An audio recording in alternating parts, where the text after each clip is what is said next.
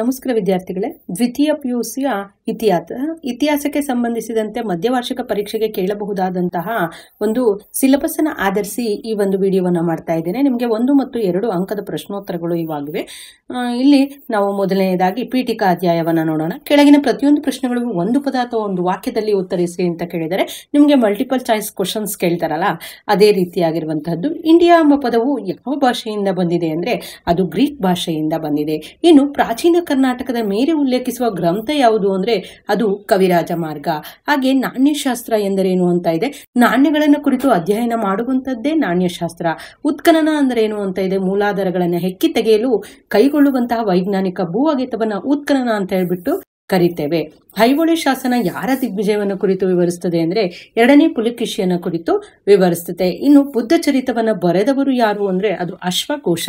ಪ್ಲೀನಿಯ ಪ್ರಸಿದ್ಧ ಗ್ರಂಥ ಯಾವುದು ಅಂದ್ರೆ ದ ನ್ಯಾಚುರಲ್ ಹಿಸ್ಟರಿ ಅನ್ನುವಂತಹದ್ದು. ಮುಂದಿನದು ಕೆಳಗಿನ ಒಂದು ಪ್ರತಿಯೊಂದು ಪ್ರಶ್ನೆಗಳಿಗೂ 2-3 ವಾಕ್ಯಗಳಲ್ಲಿ ಉತ್ತರಿಸುವಂತದ್ದು ಅಂದ್ರೆ 2 ಅಂಕದ ಪ್ರಶ್ನೋತ್ತರಗಳಾಗಿರುತ್ತೆ. ಭಾರತವನ್ನ ಪಶ್ಚಿಮದೊಂದಿಗೆ ಸಂಪರ್ಕಿಸುವ ಯಾವುದಾದರೂ 2 ಕಣಿವೆಗಳನ್ನ ತಿಳಿಸಿ ಅಂತ ಕೇಳಿದರೆ ಅದು ಖೈಬರ್ ಮತ್ತು ಬೋಲಾನ್ ಅನ್ನುವಂಥದ್ದು.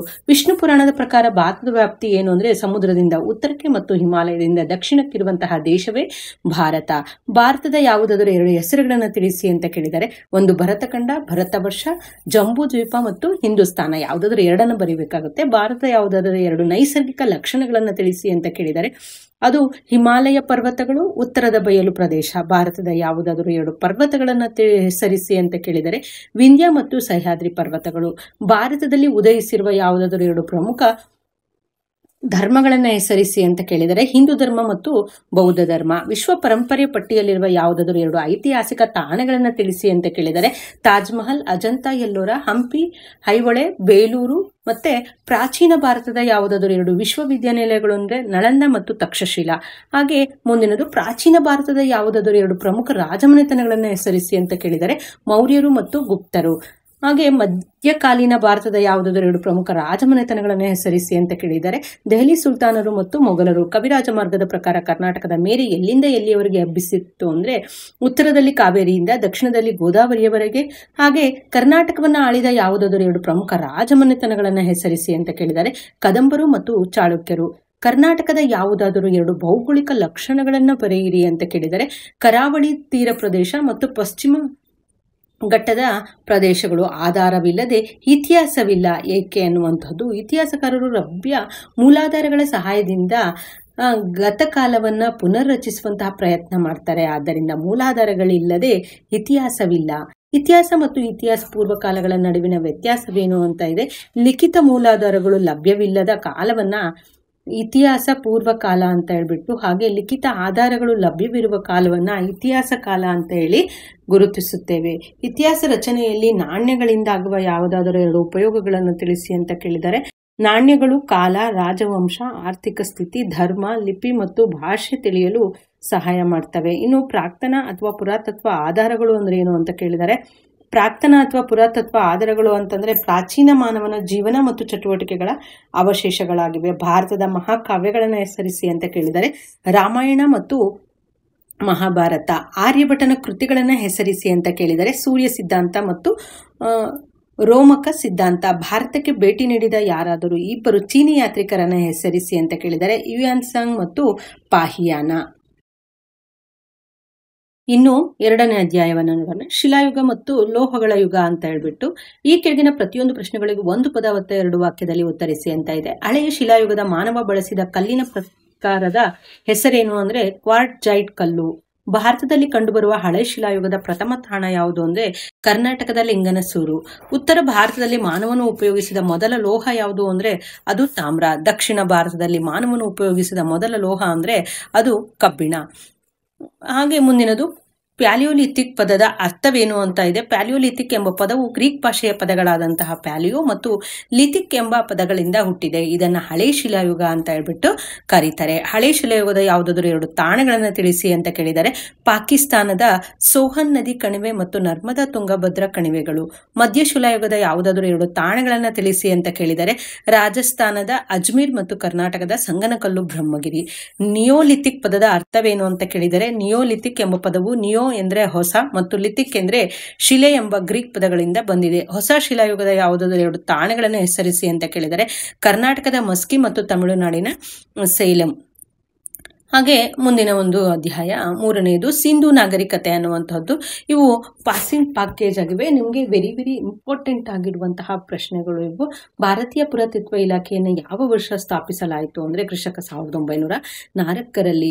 ಮೊಹೆಂಜೋದಾರೋ ಪದದ ಅರ್ಥವೇನು ಅಂತಂದ್ರೆ ಸತ್ತವರ ದಿಬ್ಬ. ಸಿಂಧೂ ನಾಗರಿಕತೆಯ ಸ್ನಾನದ ಗೃಹ ಎಲ್ಲಿ ಕಂಡು ಬಂದಿದೆ ಅಂದ್ರೆ ಮೊಹೆಂಜೋದಾರದಲ್ಲಿ ಕಂಡು ಬಂದಿದೆ. ಇನ್ನು ಸಿಂಧೂ ನಾಗರಿಕತೆಯ ಹಡಗು ಕಟ್ಟೆ ಎಲ್ಲಿ ಪತ್ತೆಯಾಗಿದೆ ಅಂದ್ರೆ ಲೋಥಾನ್ನಲ್ಲಿ ಪತ್ತೆಯಾಗಿದೆ. ಹಾಗೆ ಸಿಂಧು ಜನರ ಪ್ರಧಾನ ದೇವತೆಯನ್ನು ಯಾವುದು ಅಂದ್ರೆ ಮಾತೃ ದೇವತೆ. ಹಾಗೆ ಮುಂದಿನದು 2 ಅಂಕದ ಪ್ರಶ್ನೆಗಳು. ಹರಪ್ಪ ಮತ್ತು ಮೊಹೆಂಜೋದಾರೋಗಳನ್ನು ಯಾರು ಕಂಡುಹಿಡುತ್ತಾರೆ ಅಂದ್ರೆ ದಯಾರಾಮ್ ಸಹಾನಿ ಮತ್ತು R.D. ಬ್ಯಾನರ್ಜಿ ಅವರು. ಇನ್ನು ಸಿಂಧು ನಾಗರಿಕತೆಯಲ್ಲಿ ಪತ್ತೆಯಾದ ಯಾವುದಾದರೂ 2 ನಗರಗಳನ್ನು ಹೆಸರಿಸಿ ಅಂತ ಕೇಳಿದರೆ ಹರಪ್ಪ ಮತ್ತು ಮೊಹೆಂಜೋದಾರೋ. ಸಿಂಧು ಜನರ ಶವ ಸಂಸ್ಕಾರ ಪದ್ಧತಿಗಳನ್ನು ತಿಳಿಸಿ ಅಂತ ಕೇಳಿದರೆ ಹೂಳುವುದು ಮತ್ತು ದಹನ ಮಾಡುವುದು. ಇನ್ನು ಸಿಂಧು ಜನರ ಯಾವುದಾದರೂ 2 ಆಮದುಗಳನ್ನು ತಿಳಿಸಿ ಅಂತ ಕೇಳಿದರೆ ತಾಮ್ರ, ತವರ ಮತ್ತು ಅಮೂಲ್ಯ ಹರಳುಗಳು. ಸಿಂಧು ಜನರ ಯಾವುದಾದರೂ 2 ರಫ್ತುಗಳನ್ನು ತಿಳಿಸಿ ಅಂತ ಕೇಳಿದರೆ ದಂತ, ಚಿನ್ನ ಮತ್ತು ಮುತ್ತುಗಳು. ಸಿಂಧು ನಾಗರಿಕತೆಯ ಅಂತ್ಯಕ್ಕೆ ಕಾರಣವಾದ ಯಾವುದಾದರೂ 2 ಕಾರಣಗಳನ್ನು ತಿಳಿಸಿ ಅಂತ ಕೇಳಿದರೆ ಪ್ರವಾಹ, ಭೂಕಂಪ, ಆರ್ಯನ್ಯರ ಒಂದು ದಾಳಿ.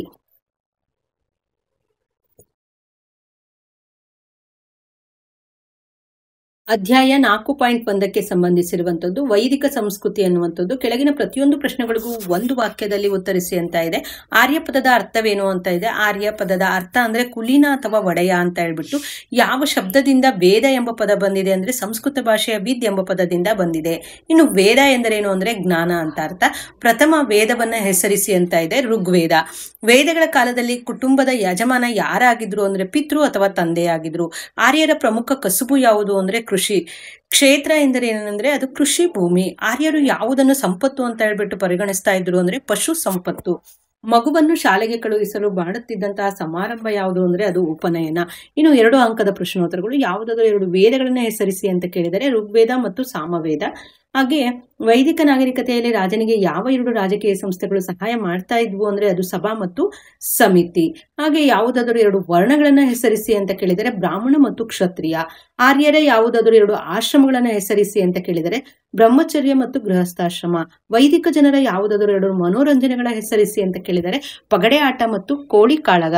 ವೈದಿಕ ಕಾಲದ ಯಾರಾದರೂ 2 ಮಹಿಳಾ ವಿದ್ವಾಂಸರನ್ನ ಹೆಸರಿಸಿ ಅಂತ ಕೇಳಿದರೆ ಗಾರ್ಗಿ ಮತ್ತು ಮೈತ್ರೇಯಿ.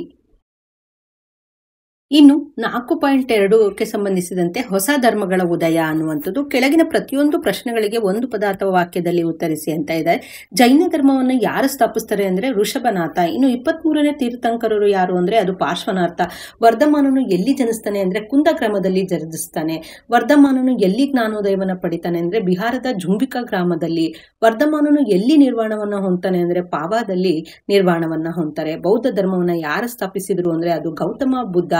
ಬುದ್ಧ ಎಲ್ಲಿ ಜನಿಸ್ತಾನೆ ಅಂದ್ರೆ ಅದು ಲುಂಬಿನಿ ವನದಲ್ಲಿ ಜನಿಸ್ತಾನೆ. ಬುದ್ಧನ ಮೊದಲ ಹೆಸರೇನು ಅಂದ್ರೆ ಅದು ಸಿದ್ಧಾರ್ಥ. ಬುದ್ಧ ಪದದ ಅರ್ಥವೇನು ಅಂದ್ರೆ ಜ್ಞಾನ, ತಥಾಗತ, ಸತ್ಯವನ್ನ ಅರಿತವನು ಅಂತ ಹೇಳ್ಬಿಟ್ಟು. ಸಿದ್ಧಾರ್ಥನು ಯಾವ ಸ್ಥಳದಲ್ಲಿ ಜ್ಞಾನೋದಯವನ್ನ ಹೊಂದಿದ ಅಂದ್ರೆ ಬೋಧಗಯಾದಲ್ಲಿ ಆತ ಜ್ಞಾನೋದಯವನ್ನ ಹೊಂದುತ್ತಾನೆ. ಬುದ್ಧ ಎಲ್ಲಿ ನಿರ್ವಾಣವನ್ನ ಹೊಂದಿದ ಅಂದ್ರೆ ಕಶಿನಗರದಲ್ಲಿ ನಿರ್ವಾಣವನ್ನ ಹೊಂತಾನೆ. ಇನ್ನು 2 ಅಂಕದ ಪ್ರಶ್ನೋತ್ತರಗಳು. ವರ್ಧಮಾನನ ತಂದೆ ತಾಯಿ ಯಾರು ಅಂದ್ರೆ ಸಿದ್ಧಾರ್ಥ ಮತ್ತು ತ್ರಿಶಾಲಾದೇವಿ. ವರ್ಧಮಾನನ 3 ರತ್ನಗಳಲ್ಲಿ ಯಾವುದಾದರೂ 2 ತಿಳಿಸಿ ಅಂತ ಕೇಳಿದರೆ ಉತ್ತಮವಾದಂತಹ ಜ್ಞಾನ ಮತ್ತು ಉತ್ತಮ ಕಾರ್ಯ. ಜೈನ ಸಭೆಗಳಲ್ಲಿ ಎಲ್ಲಿ ನಡೀತಾ ಇದ್ವು ಅಂದ್ರೆ ಪಾಟಲಿಪುತ್ರ ಮತ್ತು ಲುಂಬಿನಿಯಲ್ಲಿ ನಡೀತಾ ಇದ್ವು. ಜೈನ ಧರ್ಮದ ಪಂಗಡಗಳು ಯಾವುವು ಅಂದ್ರೆ ಶ್ವೇತಾಂಬರ ಮತ್ತು ದಿಗಂಬರರು. ಬುದ್ಧನ ತಂದೆ ತಾಯಿ ಯಾರು ಅಂದ್ರೆ ಶುದ್ಧೋಧನ ಮತ್ತು ಮಾಯಾದೇವಿ. ಬುದ್ಧ ಬೋಧಿಸಿದಂತಹ ಆರ್ಯ ಸತ್ಯಗಳಲ್ಲಿ ಯಾವುದಾದರೂ 2 ತಿಳಿಸಿ ಅಂತ ಕೇಳಿದರೆ ಪ್ರಾಪಂಚಿಕ ಜೀವನವು ದುಃಖಮಯವಾಗಿದೆ ಮತ್ತು ಆಸೆಯೇ ದುಃಖಕ್ಕೆ ಮೂಲ ಕಾರಣ. ಬೌದ್ಧ ಧರ್ಮಕ್ಕೆ ರಾಜಾಶ್ರಯ ನೀಡಿದ ಯಾರಾದರೂ 2 ಅರಸರನ್ನ ಹೆಸರಿಸಿ ಅಂತ ಕೇಳಿದರೆ ಅಶೋಕ ಮತ್ತು ಕಾನಿಷ್ಕ. ತ್ರಿಪಿಟಕಗಳಲ್ಲಿ ಯಾವುದಾದರೂ 2 ತಿಳಿಸಿ ಅಂತ ಕೇಳಿದರೆ ವಿನಯ ಪೀಠಿಕ ಮತ್ತು ಸುಪ್ತ ಪೀಠಿಕ. ಬೌದ್ಧ ಧರ್ಮದ ಪಂಥಗಳನ್ನ ಹೆಸರಿಸಿ ಅಂತ ಕೇಳಿದರೆ ಹೀನಯಾನ ಮತ್ತು ಮಹಾಯಾನ. 3ಕ್ಕೆ ಸಂಬಂಧಿಸಿರುವಂತದ್ದು ಮೌರ್ಯರು ಕ್ರಿಸ್ತಪೂರ್ವ 320ರಿಂದ 180. ಕೆಳಗಿನ ಪ್ರತಿಯೊಂದು ಪ್ರಶ್ನೆಗಳಿಗೆ ಒಂದು ಪದ ಅಥವಾ ಒಂದು ವಾಕ್ಯದಲ್ಲಿ ಉತ್ತರಿಸಿ ಅಂತ ಕೇಳಿದರೆ ಮೌರ್ಯ ವಂಶವನ್ನು ಸ್ಥಾಪಿಸಿದವರು ಯಾರು ಅಂತಂದ್ರೆ ಅದು ಚಂದ್ರಗುಪ್ತ ಮೌರ್ಯ. ಮೌರ್ಯರ ರಾಜಧಾನಿಯನ್ನು ಹೆಸರಿಸಿ ಅಂತ ಕೇಳಿದರೆ ಅದು ಪಾಟಲಿಪುತ್ರ. ಮೌರ್ಯರ ರಾಜಲಾಂಛನ ಯಾವುದು ಅಂದ್ರೆ ಧರ್ಮಚಕ್ರ. ಮುದ್ರಾ ರಾಕ್ಷಸವನ್ನ ಯಾರು ಬರೀತಾರೆ ಅಂದ್ರೆ ಅದು ವಿಶಾಖ ದತ್ತ. ಅರ್ಥಶಾಸ್ತ್ರವನ್ನ ಯಾರು ಬರೆದ್ರು ಅಂದ್ರೆ ಅದು ಕೌಟಿಲ್ಯ. ಇಂಡಿಕವನ್ನ ಯಾರು ಬರುತ್ತಾರೆ ಅಂದ್ರೆ ಅದು ಮೆಗಸ್ತನೀಸ್. ಚಂದ್ರಗುಪ್ತ ಮೌರ್ಯನಿಗೆ ಮೌರ್ಯ ಸಾಮ್ರಾಜ್ಯ ಸ್ಥಾಪಿಸಲು ಸಹಾಯ ಮಾಡಿದವರು ಯಾರು ಅಂದ್ರೆ ಅದು ಕೌಟಿಲ್ಯ. ಚಂದ್ರಗುಪ್ತ ಮೌರ್ಯನಿಂದ ಸೋಲಿಸಲ್ಪಟ್ಟ ನಂತರ ದೊರೆ ಯಾರು ಅಂದ್ರೆ ಅದು ಧನನಂದ.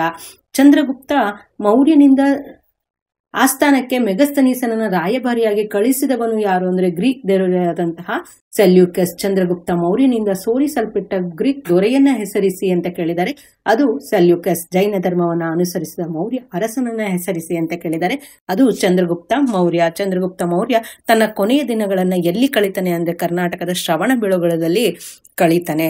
ಮೌರ್ಯ ಸಂತತಿಯ ಶ್ರೇಷ್ಠ ದೊರೆ ಯಾರು ಅಂದ್ರೆ ಚಂದ್ರಗುಪ್ತ ಮೌರ್ಯ. ಇನ್ನು ಅಶೋಕನ ಯಾವ ಶಾಸನವು ಕಳಿಂಗ ಯುದ್ಧದ ಬಗ್ಗೆ ತಿಳಿಸ್ತದೆ ಅಂದ್ರೆ 13ನೇ ಬಂಡೆಗಲ್ಲು ಶಾಸನ. ಬೌದ್ಧ ಧರ್ಮ ಸ್ವೀಕರಿಸಿದ ಮೌರ್ಯ ಸಾಮ್ರಾಟನನ್ನ ಹೆಸರಿಸಿ ಅಂತ ಇದೆ, ಅದು ಅಶೋಕ ಚಕ್ರ. 3ನೇ ಬೌದ್ಧ ಮಹಾಸಮ್ಮೇಳನ ಎಲ್ಲಿ ನಡೀತು ಅಂದ್ರೆ ಅದು ಪಾಟಲಿಪುತ್ರದಲ್ಲಿ ನಡೆಯುತ್ತೆ. ಇನ್ನು ಅಶೋಕನಿಂದ ನಿರ್ಮಿಸಲ್ಪಟ್ಟಂತಹ ಅತಿ ದೊಡ್ಡ ಸ್ತೂಪ ಯಾವುದು ಅಂದ್ರೆ ಅದು ಸಾಂಚಿ ಸ್ತೂಪ. ಹಾಗೆ ಭಾರತದ ರಾಷ್ಟ್ರ ಲಾಂಛನ ಯಾವುದು ಅಂದ್ರೆ ಸಾರನಾಥ. ಹಾಗೆ ಸ್ತಂಭದ ಶಿರೋಭಾಗ. ಶಾತವಾಹನ ಸಂತತಿಯ ಸ್ಥಾಪಕರು ಅಂದ್ರೆ ಸಿಮುಖ. ಶಾತವಾಹನರ ರಾಜಧಾನಿ ಯಾವುದು ಅಂದ್ರೆ ಪ್ರತಿಷ್ಠಾನ ಮತ್ತು ಪೈತಾನ.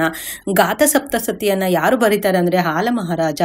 ಗೌತಮಿ ಬಾಲಶ್ರೀಯವರು ಹೊರಡಿಸಿರುವಂತಹ ಶಾಸನ ಯಾವುದು ಅಂದ್ರೆ ನಾಸಿಕ್ ಶಾಸನ. ಮುಂದಿನದು 2 ಅಂಕದ ಪ್ರಶ್ನೋತ್ತರಗಳು. ಮೌರ್ಯ ಸಂತತಿಯ ಇತಿಹಾಸ ತಿಳಿಯಲು ಸಹಾಯಕವಾಗಿರುವ ಯಾವುದಾದರೂ 2 ಆಧಾರಗಳನ್ನು ತಿಳಿಸಿ ಅಂತ ಕೇಳಿದರೆ ಅದು ಕೌಟಿಲ್ಯನ ಅರ್ಥಶಾಸ್ತ್ರ. ಕರ್ನಾಟಕದಲ್ಲಿ ಅಶೋಕನ ಶಾಸನಗಳು ದೊರೆತಿರುವ ಯಾವುದಾದರೂ 2 ಸ್ಥಳಗಳನ್ನ ಹೆಸರಿಸಿ ಅಂತ ಕೇಳಿದರೆ ಮಸ್ಕಿ ಗವಿಮಠ, ಬ್ರಹ್ಮಗಿರಿ ಸಿದ್ದಾಪುರ ಸನ್ನತಿ. 2 ಬರೆದ್ರೆ ಸಾಕಾಗುತ್ತೆ. ಮೌರ್ಯರ ಅವಧಿಯಲ್ಲಿ ಅಸ್ತಿತ್ವದಲ್ಲಿದ್ದಂತಹ 2 ಬಗೆಯ ನ್ಯಾಯಾಲಯಗಳು ಯಾವುವು ಅಂದ್ರೆ ಧರ್ಮಸ್ಥೇಯ ಮತ್ತು ಕಂಟಕ ಶೋಧನ.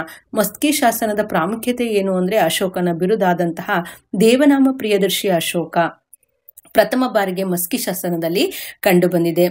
ಮೆಗಸ್ತನೀಸ್ ಯಾರು, ಅವನ ಕೃತಿಗಳನ್ನು ಬರೆಯಿರಿ ಅಂತ ಕೇಳಿದರೆ ಗ್ರೀಕ್ ರಾಯಭಾರಿ ಮತ್ತು ಅವನ ಕೃತಿ ದಿ ಇಂಡಿಕಾ. ವಿಶಾಖದತ್ತನ ಯಾವುದಾದರೂ 2 ಕೃತಿಗಳನ್ನು ಹೆಸರಿಸಿ ಅಂತ ಕೇಳಿದರೆ ಮುದ್ರಾ ರಾಕ್ಷಸ ಮತ್ತು ದೇವಿ ಚಂದ್ರಗುಪ್ತಂ.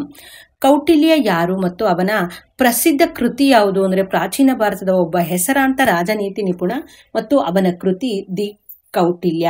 ಧರ್ಮ ಮಹಾಮಾತ್ರರನ್ನು ನೇಮಿಸಿದ ಅರಸು ಯಾರು ಅಂದ್ರೆ ಅವರ ಕರ್ತವ್ಯ ಏನಾಗಿತ್ತು ಅಂದ್ರೆ ಅಶೋಕ ಚಕ್ರವರ್ತಿ ಮತ್ತು ಬೌದ್ಧ ಧರ್ಮವನ್ನ ಪ್ರಚಾರ ಮಾಡುವುದು. ಶಾತವಾಹನರ ಯಾರಾದರೂ 2 ಪ್ರಮುಖ ದೊರೆಗಳನ್ನ ಹೆಸರಿಸಿ ಅಂತ ಕೇಳಿದರೆ ಆಲ ಮಹಾರಾಜ ಮತ್ತು ಗೌತಮಿ ಪುತ್ರ ಶಾತಕರ್ಣಿ. ಶಾತವಾಹನರ ಯಾವುದಾದರೂ 2 ವಾಸ್ತುಶಿಲ್ಪದ ಕೇಂದ್ರಗಳನ್ನ ಹೆಸರಿಸಿ ಅಂತ ಕೇಳಿದರೆ ನಾಸಿಕ್, ಕರ್ಲೆ, ಕನ್ನೇರಿ ಮತ್ತು ಅಜಂತ. ಅಧ್ಯಾಯ 4 ಕುಶಾನರು. ಕುಶಾನರ ಮೂಲ ಸ್ಥಳ ಯಾವುದು ಅಂತ ಇದೆ, ಅದು ಚೀನಾ ದೇಶ.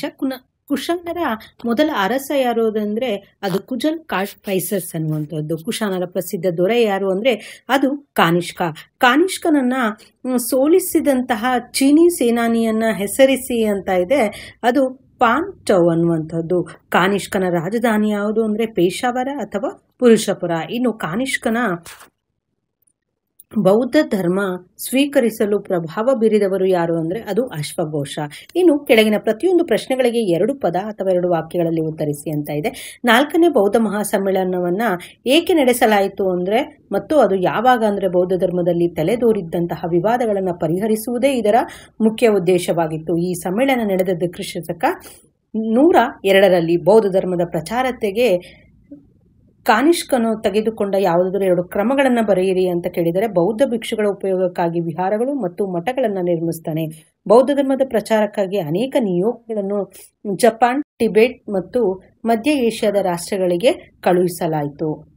ಇನ್ನು ಅಧ್ಯಾಯ 4.5 ಗುಪ್ತರು. ಕೆಳಗಿನ ಪ್ರತಿಯೊಂದು ಪ್ರಶ್ನೆಗಳಿಗೆ 1 ಪದ ಅಥವಾ ವಾಕ್ಯದಲ್ಲಿ ಉತ್ತರಿಸಿ ಅಂತ ಕೇಳಿದರೆ ಗುಪ್ತ ಸಂತತಿಯ ಸ್ಥಾಪಕರು ಯಾರು ಅಂತ ಇದೆ, ಅದು ಶ್ರೀಗುಪ್ತ. ಗುಪ್ತ ಶಕೆ ಯಾವಾಗ ಪ್ರಾರಂಭವಾಯಿತು ಅಂದ್ರೆ ಅದು ಕ್ರಿಸ್ತಶಕ 320ರಲ್ಲಿ.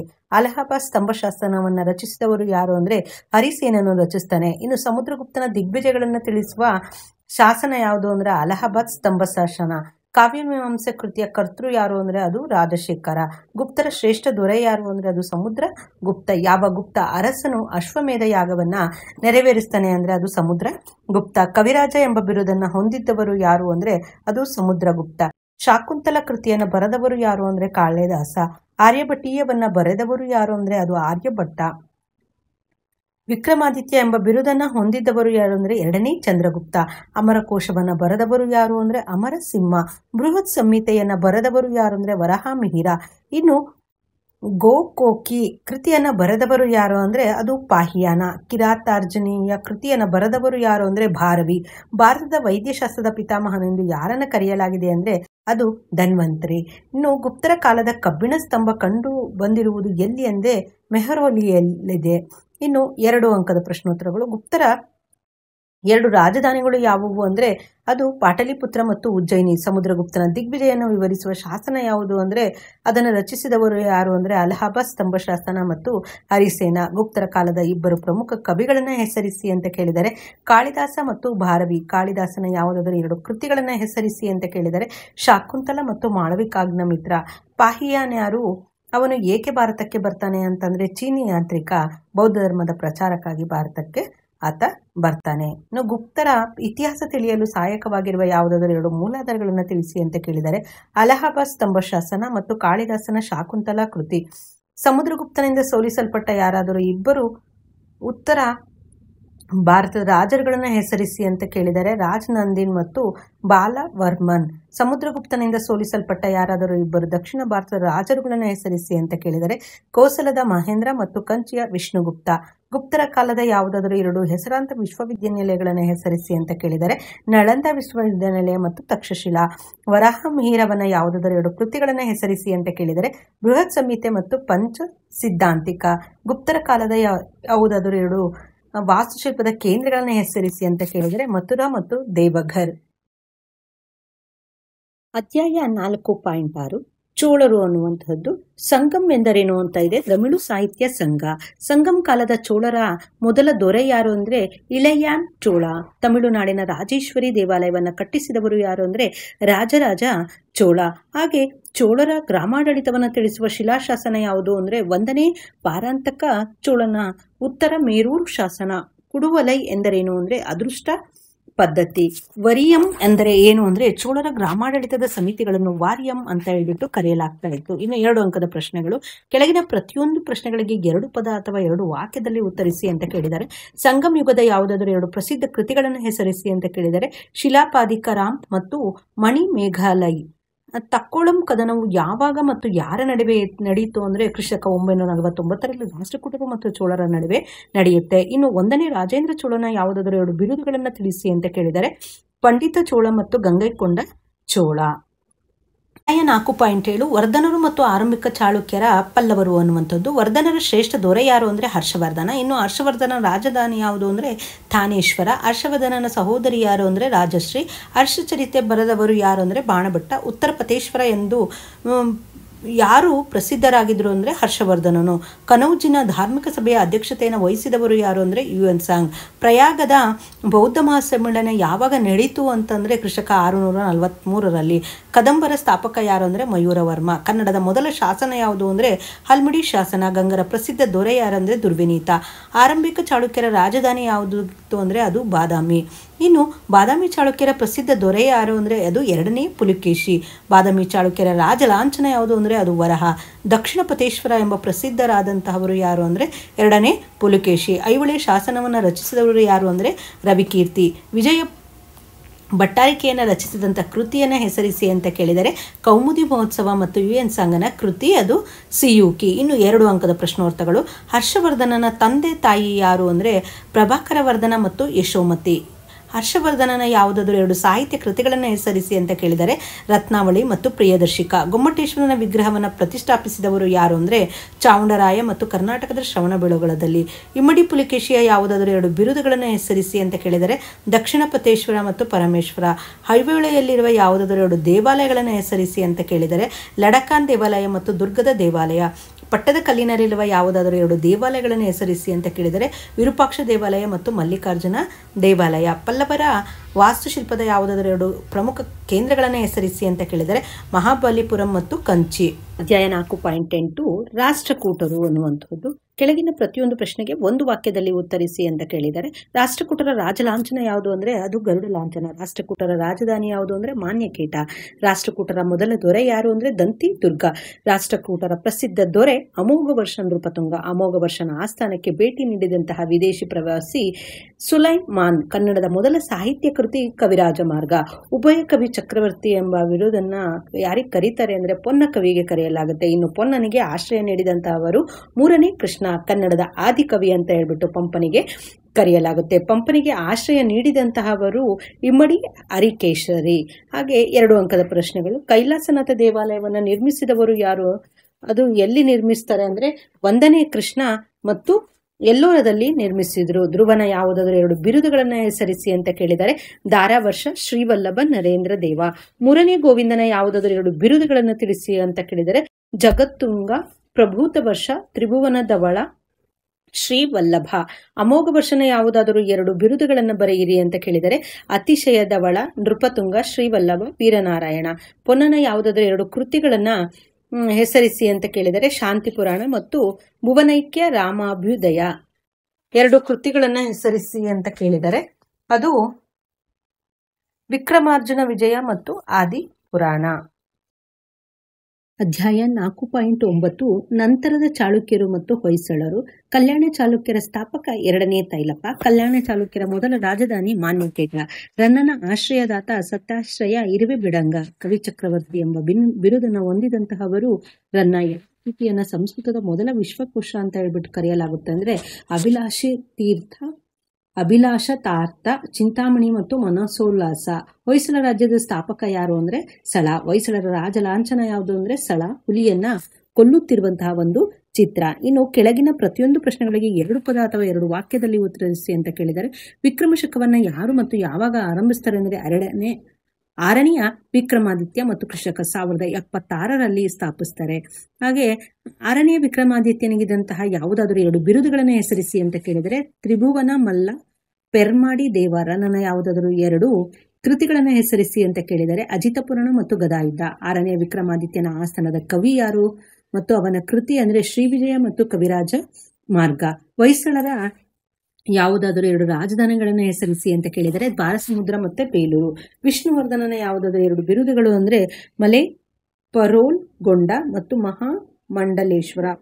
ಹೊಯ್ಸಳರ ಯಾವುದಾದರೂ 2 ಪ್ರಸಿದ್ಧ ದೇವಾಲಯಗಳನ್ನು ಬೇಲೂರಿನ ಚನ್ನೇಶ್ವರ ದೇವಾಲಯ ಮತ್ತು ಹಳೆಬೀಳಿನ ಹೊಯ್ಸಳೇಶ್ವರ ದೇವಾಲಯ.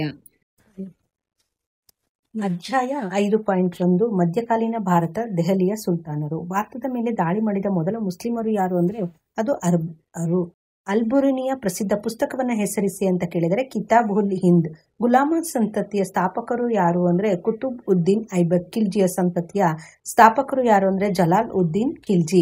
ದಕ್ಷಿಣದ ದಂಡಯಾತ್ರೆ ಕೈಗೊಂಡ ಅಲ್ಲಾವುದ್ದೀನ್ ಖಿಲ್ಜಿಯ ಪ್ರಸಿದ್ಧ ದಂಡನಾಯಕರು ಯಾರು ಅಂದ್ರೆ ಅದು ಮಲ್ಲಿಕ್ ಕಾಫೂರ್. ಭಾರತದ ಗಿಣಿ ಎಂದು ಯಾರನ್ನ ಕರೆಯಲಾಗಿದೆ ಅಂದ್ರೆ ಅದು ಅಮೀರ್ ಖುಸ್ರನ್ನ ಕರೆಯಲಾಗಿದೆ. ತೊಗ್ಲಕ್ ಸಂತತಿಯ ಸ್ಥಾಪಕರು ಯಾರು ಅಂದ್ರೆ ಅದು ಫಿಯಾಜ್ ಉದ್ದೀನ್ ತುಗ್ಲಕ್. ತುಗ್ಲಕ್ ಸಂತತಿಯ ಪ್ರಸಿದ್ಧ ಸುಲ್ತಾನ ಯಾರು ಅಂದ್ರೆ ಮಹಮ್ಮದ್ ಬಿನ್ ತೊಗ್ಲಕ್. ದೆಹಲಿಯಿಂದ ದೇವಗಿರಿಗೆ ರಾಜಧಾನಿಯನ್ನು ವರ್ಗಾಯಿಸಿದವರು ಯಾರು ಅಂದ್ರೆ ಅದು ಮಹಮ್ಮದ್ ಬಿನ್ ತೊಗ್ಲಕನು. ಹಾಗೆ ದೆಹಲಿಯಲ್ಲಿ ಕುತುಬ್ ಮಿನಾರ್ ನಿರ್ಮಾಣವನ್ನ ಆರಂಭಿಸಿದಂತವರು ಕುತುಬ್ ಉದ್ದೀನ್ ಐಬಕ್. ಇನ್ನು 2 ಅಂಕದ ಪ್ರಶ್ನೋತ್ತರಗಳು. 2ನೇ ತರೈನ್ ಕದನ ನಡೆದ ವರ್ಷ ಯಾವುದು ಅಂತ ಅಂದ್ರೆ ಅದು ಕೃಷಕ 1192. ಮಹಮ್ಮದ್ ಗೋರಿ ಅಥವಾ ಪೃಥ್ವಿರಾಜ್ ಚೌಹಾಣ್ ದೆಹಲಿಯನ್ನು ಆಳಿದ ಯಾವುದಾದ 2 ಸುಲ್ತಾನ್ ಸಂತತಿಗಳನ್ನು ಹೆಸರಿಸಿ ಅಂತ ಕೇಳಿದರೆ ಗುಲಾಂ ಸಂತತಿ ಮತ್ತು ಖಿಲ್ಜಿ ಸಂತತಿ. ಅಲ್ಲಾವುದ್ದೀನ್ ಖಿಲ್ಜಿ ಕಟ್ಟಿಸಿದ ಯಾವುದಾದ 2 ಪ್ರಮುಖ ಸ್ಮಾರಕಗಳು ಅಂದ್ರೆ ಅಜಾರ್ ಸಿತಂ ಅರಮನೆ ಮತ್ತು ಸಿರಿಯಾ ಕೋಟೆ. 2ನೇ ಸಿಕಂದರ್ ಎಂದು ಅಲ್ಲಾವುದ್ದೀನ್ ಖಿಲ್ಜಿಯ ತನ್ನನ್ನು ಕರೆದುಕೊಂಡದ್ದು ಅಲ್ಲಾವುದ್ದೀನ್ ಅಲೆಕ್ಸಾಂಡರ್ ಹಾಗೆ ಇಡೀ ಪ್ರಪಂಚವನ್ನೇ ಗೆಲ್ಲಬೇಕು ಅನ್ನುವಂತಹ ಮಹತ್ವಾಕಾಂಕ್ಷೆ ಹೊಂದಿದ್ದನು. ಅಲ್ಲಾವುದ್ದೀನ್ ಖಿಲ್ಜಿಯ 2 ಸೇನಾಪತಿಗಳು ಉಲುಗ್ ಖಾನ್ ಮತ್ತು ನಸ್ರತ್ ಖಾನ್. ಮೊಹಮ್ಮದ್ ಬಿನ್ ತೊಗ್ಲಕನ ರಾಜಧಾನಿ ವರ್ಗಾವಣೆ ಮಾಡಿದ್ದಕ್ಕೆ ಯಾವುದಾದ್ರೂ 2 ಕಾರಣಗಳು ಅಂದ್ರೆ ದಕ್ಷಿಣ ಭಾರತದ ಕಡೆ ತನ್ನ ಸಾಮ್ರಾಜ್ಯವನ್ನ ವಿಸ್ತರಿಸುವುದು, ಮಂಗೋಲರ ದಾಳಿಗಳಿಂದ ತಪ್ಪಿಸಿಕೊಳ್ಳುವಂತದ್ದು. ತೊಗ್ಲಕ್ ಕಾಲದ 2 ಇತಿಹಾಸಕಾರರನ್ನು ಹೆಸರಿಸಿ ಅಂತ ಕೇಳಿದರೆ ಜಿಯಾವುದ್ದೀನ್ ದಿನ್ ಬರಾನಿ ಮತ್ತು ಇಬನ್ ಬತೂತ್. ತಾರಿಕ್ ಇ ಫಿರೋಜ್ ಶಾಹಿಯನ್ನ ಪ್ರಾರಂಭಿಸಿದವರು ಯಾರು ಅಂದ್ರೆ ಅದನ್ನು ಪೂರ್ಣಗೊಳಿಸಿದವರು ಜಿಯಾವುದ್ದೀನ್ ಬರಾನಿ ಮತ್ತು ಶಾಮ್ಸ್ ಇ ಸಿರಾಜ್ ಅಫೀಫ್. ಅಮೀರ್ ಖಸ್ರುವಿನ 2 ಗ್ರಂಥಗಳನ್ನು ಹೆಸರಿಸಿ ಅಂತ ಕೇಳಿದರೆ ಕಜ್ಯಾನ್ ಉಲ್ ಫುತುಹ್ ಮತ್ತು ತಾರಿಕ್ ಇ ಆಲೈ. ಅಧ್ಯಾಯ 5.2 ಮೊಘಲರು. ಮೊದಲ ಪಾಣಿಪತ್ ಕದನ ಯಾವಾಗ ನಡೆಯಿತು ಅಂದ್ರೆ 1526ರಲ್ಲಿ ನಡೆಯುತ್ತೆ. ಮೊಘಲರ ಸಂತತಿಯ ಸ್ಥಾಪಕ ಯಾರು ಅಂದ್ರೆ ಅದು ಬಾಬರ್. ಗೊಂಡಾವನ ರಾಜ್ಯದ ರಾಣಿ ಯಾರು ಅಂದ್ರೆ ರಾಣಿ ದುರ್ಗಾವತಿ. ಹಳದಿಘಾಟ್ ಕದನ ಯಾವಾಗ ನಡೀತು ಅಂದ್ರೆ ಕ್ರಿಶಕ 1576ರಲ್ಲಿ ನಡೆಯುತ್ತೆ. ಅಕ್ಬರ್ ಜಾರಿಗೊಳಿಸಿದ ಹೊಸ ಧರ್ಮ ಯಾವುದು ಅಂದ್ರೆ ದಿನ್ ಇ ಇಲಾಹಿ. ಅಕ್ಬರ್ನ ಪ್ರಸಿದ್ಧ ಕಂದಾಯ ಮಂತ್ರಿ ಯಾರು ಅಂದ್ರೆ ರಾಜ್ ತೋದರ್ಮಲ್ಲ. ಹುಮಾಯೂನ್ ನಾಮ ಎಂಬ ಗ್ರಂಥ ಬರೆದವರು ಯಾರು ಅಂದ್ರೆ ಗುಲ್ಬದನ್ ಬೇಗಂ. ಅಕ್ಬರ್ ನಾಮ ಎಂಬ ಗ್ರಂಥವನ್ನ ಬರೆದವರು ಯಾರು ಅಂದ್ರೆ ಅಬ್ದುಲ್ ಫಜಲ್. ಐನ್ ಇ ಅಕ್ಬರಿ ಎಂಬ ಗ್ರಂಥವನ್ನ ಬರೆದವರು ಅಬ್ದುಲ್ ಫಜಲ್. ಅಕ್ಬರ್ನ ಆಸ್ಥಾನದಲ್ಲಿದ್ದ ಪ್ರಸಿದ್ಧ ಸಂಗೀತಗಾರ ಯಾರು ಅಂದ್ರೆ ತಾನ್ಸೇನ್. ತಾಜ್ ಮಹಲ್ನ ಪ್ರಧಾನ ಶಿಲ್ಪಿ ಯಾರು ಅಂದ್ರೆ ಉಸ್ತಾದ್ ಇಸಾ. ಕೆಳಗಿನ 2 ಪ್ರಶ್ನೆಗಳಿಗೆ 2-3 ವಾಕ್ಯಗಳಲ್ಲಿ ಉತ್ತರಿಸಿ ಅಂತ ಇದೆ. ಎರಡನೇ ಪಾಣಿಪತ್ ಕದನ ಯಾರ ನಡುವೆ ನಡೆಯಿತು ಅಂದ್ರೆ ಅಕ್ಬರ್ ಮತ್ತು ಹೇಮಾ. ಅಕ್ಬರನು ಎಲ್ಲಿ ಮತ್ತು ಯಾವಾಗ ಜನಿಸ್ತಂದ್ರೆ ಅಮರ್ಕೋಟೆ ಕ್ರಿಶಕ 1542ರಲ್ಲಿ. ಅಕ್ಬರ್ನ ಕಾಲದ ಯಾರಾದರೂ ಇಬ್ಬರು ಪ್ರಸಿದ್ಧ ಇತಿಹಾಸಕಾರರನ್ನ ಹೆಸರಿಸಿ ಅಂದ್ರೆ ಅಬ್ದುಲ್ ಫಜಲ್ ಮತ್ತು ಬದೌನಿ. ಅಕ್ಬರ್ನ ರಾಜಧಾನಿಗಳು ಯಾವುವು ಅಂದ್ರೆ ಆಗ್ರಾ ಮತ್ತು ಫತೇಪುರ್ ಸಿಕ್ರಿ. ರಾಜ ತೋದರಮಲ್ಲನು ವರ್ಗೀಕರಿಸಿದ ಯಾವುದಾದರೂ 2 ಬಗೆಯ ಭೂಮಿಯ ವಿಧಗಳನ್ನು ಹೆಸರಿಸಿ ಅಂತ ಕೇಳಿದರೆ ಫೋಲೋಸ್ ಮತ್ತು ಪರೌತಿ. ಅಬ್ದುಲ್ ಫಜಲ್ನ 2 ಕೃತಿಗಳನ್ನು ಹೆಸರಿಸಿ ಅಂತ ಹೇಳಿದರೆ ಐನ್ ಇ ಅಕ್ಬರಿ ಮತ್ತು ಅಕ್ಬರ್ ನಾಮ. ತಾಜ್ ಮಹಲ್ ಕಟ್ಟಿಸಿದವರು ಯಾರು ಮತ್ತು ಅದು ಎಲ್ಲಿದೆ ಅಂದ್ರೆ ಅದು ಶಹಜಹಾನ್ ಆಗ್ರಾದಲ್ಲಿದೆ. ಮೊಘಲರ ಕಾಲದ ಯಾರಾದರೂ ಇಬ್ಬರು ಪ್ರಸಿದ್ಧ ಸಂಗೀತಗಾರರನ್ನು ಹೆಸರಿಸಿ ಅಂತ ಕೇಳಿದರೆ ಅದು ತಾನ್ಸೇನ್ ಮತ್ತು ಸೂರ್ದಾಸ್. ದೆಹಲಿಯಲ್ಲಿನ ಯಾವುದಾದರೂ 2 ಪ್ರಸಿದ್ಧ ಸ್ಮಾರಕಗಳು ಅಂದ್ರೆ ಕೆಂಪು ಕೋಟೆ ಮತ್ತು ಜುಮ್ಮಾ ಮಸೀದಿ. ಇನ್ನು ಮರಾಠರ ಏಳಿಗೆ. ಮರಾಠರ ರಾಜ್ಯ ಸ್ಥಾಪಕ ಯಾರು ಅಂದ್ರೆ ಛತ್ರಪತಿ ಶಿವಾಜಿ. ಶಿವಾಜಿ ಮತ್ತು ರಾಜಾ ಜೈಸಿಂಗ್ ನಡುವೆ ಸಹಿ ಹಾಕಲಾದ ಒಪ್ಪಂದ ಯಾವುದು ಅಂದ್ರೆ ಅದು ಪುರಂದರ ಒಪ್ಪಂದ. ಶಿವಾಜಿಯ ಬಿರುದು ಯಾವುದು ಅಂದ್ರೆ ಛತ್ರಪತಿ ಶಿವಾಜಿ. ಶಿವಾಜಿಯ ಕಿರೀಟ ಧಾರಣೆಯಾದ ವರ್ಷ ಕ್ರಿಶಕ 1674ರಲ್ಲಿ. ಚೌತ್ ಎಂದರೆ 4 ಭಾಗದ ತೆರಿಗೆ. ಇನ್ನು ಶಿವಾಜಿ ಎಲ್ಲಿ ಯಾವಾಗ ಜನಿಸ್ತಾರೆ ಅಂದ್ರೆ ಶಿವನೇರು ದುರ್ಗ ಕ್ರಿಶಕ 1627ರಲ್ಲಿ. ಶಿವಾಜಿ ತಂದೆ ತಾಯಿ ಯಾರು ಅಂದ್ರೆ ಶಹಾಜಿ ಭೋನ್ಸ್ಲೆ ಮತ್ತು ಜೀಜಾಬಾಯಿ. ಶಿವಾಜಿಯ ಮೇಲೆ ಪ್ರಭಾವ ಬೀರಿದ ಇಬ್ಬರು ವ್ಯಕ್ತಿಗಳು ಅಂದ್ರೆ ರಾಮದಾಸ್ ಮತ್ತು ತುಕಾರಾಮ್. ಶಿವಾಜಿಯ ಯಾವುದಾದರೂ 2 ಪ್ರಮುಖ ಕೋಟೆಗಳನ್ನ ಅಂತಂದ್ರೆ ಅದು ರಾಯಗಢ, ಪುರಂದರಗಢ ಮತ್ತು ಸಿಂಹಗಢ. ಶಿವಾಜಿಯು ಸಂಗ್ರಹಿಸಿದ್ದಂತಹ 2 ಪ್ರಮುಖ ತೆರಿಗೆಗಳು ಯಾವುವು ಅಂದ್ರೆ ಅದು ಚೌತ್ ಮತ್ತು ಸರ್ದೇಶ್ ಮುಖ್.